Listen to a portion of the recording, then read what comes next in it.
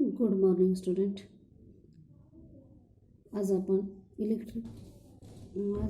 Gauss थेरमचा वापर करून त्याचा ॲप्लिकेशन नंबर 2 बघणार आहोत. Electric field intensity due to an infinitely long straight charge wire. As shown in figure 1.2, we consider here this is the long straight conductor A, which is having radius R, cylindrical conductor, that's why having radius capital R, and positive charges will be situated on that conductor A. Then we consider here a point P near the conductor A, at which some ds area will be considered. From that ds area we imagine a surface or a cylinder which is called as a Gaussian surface, which is denoted by B and having radius R. The direction म्हणजेच मुलांनो A हा आपण इथं consider केलेला straight conductor आहे आणि त्याच्या अनुषंगाने असणारा जो काही चार्ज आहे त्याच्यामुळं असणारी जी काही इलेक्ट्रिक फील्ड इंटेन्सिटी आहे जी आपल्याला ds ह्या एरियावर कॅल्क्युलेट करायची आहे आणि ह्या ds एरियामधून जाणारा आपण इथं त्यासाठी गॉसियन सरफेस कन्सिडर केलेला आहे.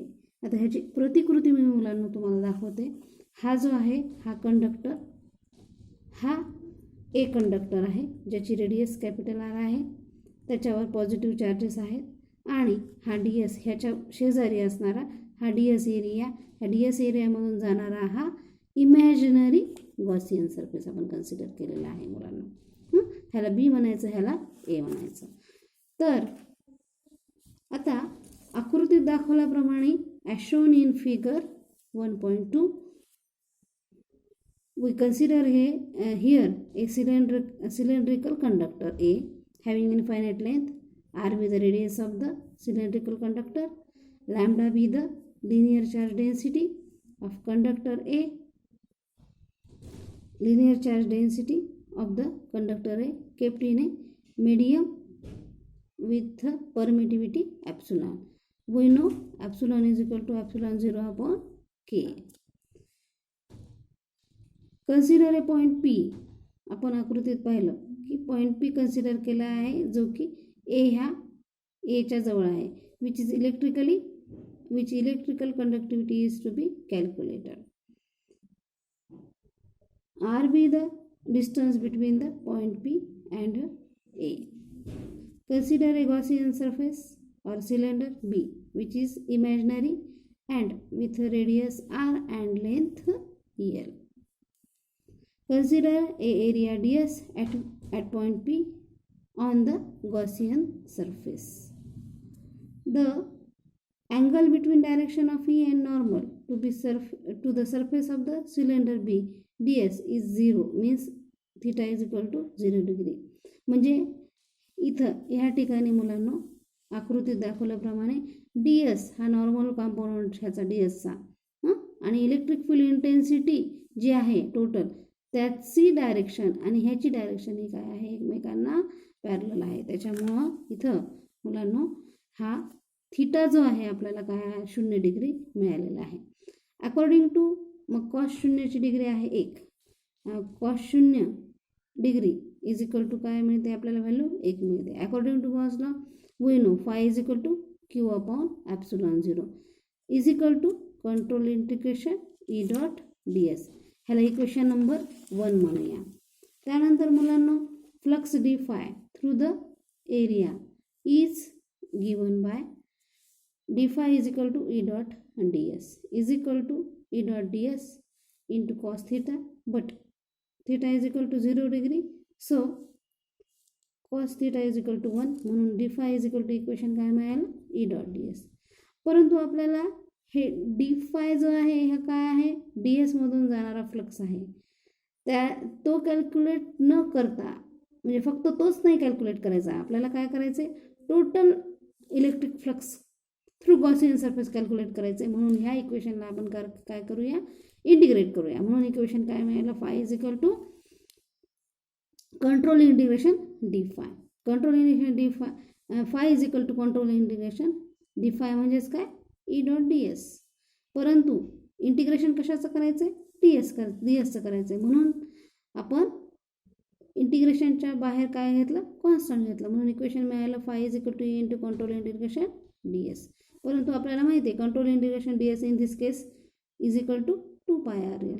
मग हे इक्वेशन ह्या इक्वेशनमध्ये ठेवूया. म्हणजे आपल्याला काय मिळेल, phi is equal to E into 2π RL. Equation number 2 म्हणूया. Compare equation 1 and 2. We get Q by epsilon 0 is equal to E 2π RL. Q upon epsilon 0 2π RL is equal to E. म्हणजेच E is equal to equation काय मिळेल मुलांना, Q upon 2π epsilon 0 RL. Equation 3 म्हणा त्याला. But we know दो. आता हे equation 3 आणि हे इक्वेशन 4 जे येणार आहे हे दोन्ही पण इलेक्ट्रिक फील्ड इंटेन्सिटीचे इक्वेशन आहेत. आता but we know that Q is equal to lambda into L according to the definition of the lambda, म्हणजेच linear charge density.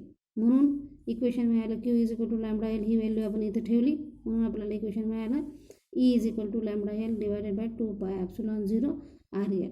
IL get cancel म्हणून E is equal to lambda upon 2π epsilon 0 R. ह्याला म्हणायचं equation number 4. हे equation 4 आणि equation 3 हे दोन्ही पण equation आहेत कशासाठीचे, electric field intensity due to the charged means our second application. This is the electric field intensity due to an infinitely long straight charged wire. त्यासाठीचे न्यूमेरिकल एक्झाम्पल किंवा त्याच्या आधी मुलांना हे जे कंडक्टर आहेत, हे कंडक्टर आपण ह्या आकृतीमध्ये आकृती 1.2 मध्ये दाखवला, त्याच्यावर पॉझिटिव्ह चार्जेस कन्सिडर केले. परंतु निगेटिव्ह चार्जेस पण आपण इथे कन्सिडर करू शकतो. 1.3 मध्ये आपण दाखवलं आहे, याच्यावर पॉझिटिव्ह चार्जेस आहेत आणि ह्या याच्यावर निगेटिव्ह चार्जेस आहे. म्हणजे हा ए म्हणजे मधला जो दाखवला होता मी ए आणि बी, हे काय आहेत, सिलेंड्रिकल कंडक्टर आहेत दोन्ही. एकावर पॉझिटिव्ह चार्ज आहे, दुसऱ्यावर निगेटिव्ह चार्ज आहे. As shown in figure 1.3 direction of the electric field E is directed outward if lambda is positive and it is directed inward if lambda is negative. बघा इथं जे आकृती 1.3 मध्ये ह्याच्यावर पॉझिटिव्ह चार्जेस आहेत, म्हणजे त्याच्या अनुषंगाने येणारा लॅम्बडा पॉझिटिव्ह आहे आणि इलेक्ट्रिक फील्ड इंटेन्सिटी ही कशी आहे, आउटवर्ड डायरेक्शनला आहे जेव्हा पॉझिटिव्ह चार्जेस आहेत आणि पॉझिटिव्ह लॅम्बडा आहे. परंतु निगेटिव्ह लॅम्बडा जर असेल, लिनियर चार्जेस निगेटिव्ह असेल तर काय होईल, ही इलेक्ट्रिक फील्ड इंटेन्सिटी इनवर्ड डायरेक्शनला इथं आपल्याला एक्सपिरियन्स म्हणजे पाहावयास मिळेल. ह्याच्यावरचं एक एक्झाम्पल आपण बघूया ॲप्लिकेशन 2वरचं. The length of the straight thin wire is 3 metre. It is uniformly charged.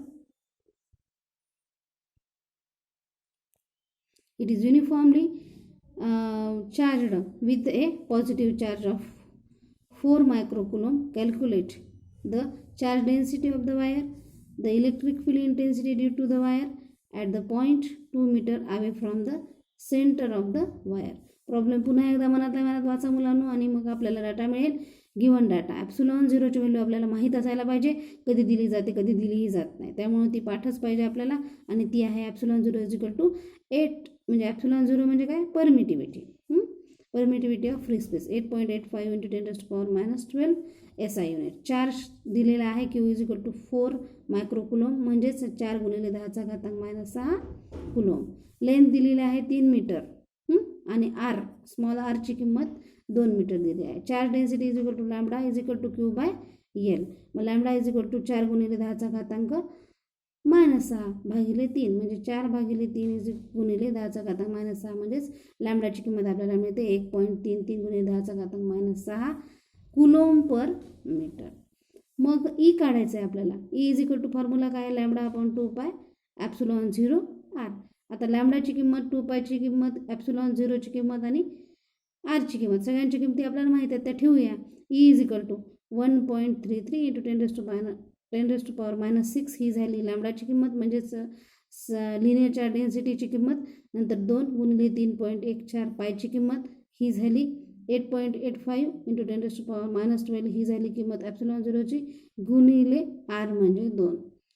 Numeric आणि डेसिमल वेगळे करूया. 1.33 भागिले 2 गुणिले 3.14 गुणिले 8.85 गुणिले 2 गुणिले 10⁻2 आणि खालचा -12 वर गेला तो +12 झाला.